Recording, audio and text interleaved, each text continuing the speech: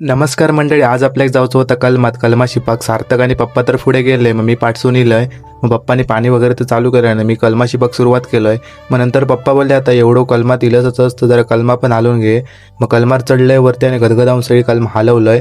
मग ता जसं काम झालं तसं आपल्याक जाऊचं होता लिंगडाळीत जाऊचं कारण असा, कारण मधुराज कधी ऑर्डर होती मंडपाची. तुमका तर माहीतच असतात 22 तारखे गणेश जयंती आहे. तर थंय मोठा मंदिर आता, तर त्यांचा कार्यक्रम असता डबलबारी वगैरे. मग दोन साईड असे मोठे मंडप होते, ते तुम्ही समोर बघू शकता. स्ट्रक्चरचं काम तर आपलं चाललं आणि दुसऱ्या बाजूचा चालू होता. आणि मंदिरात मंडळी आतमध्येच बाप्पाची सुंदर अशी मूर्ती होती. मग बाहेरसूनच व्हिडिओ घेतला आणि पाया पडलंय.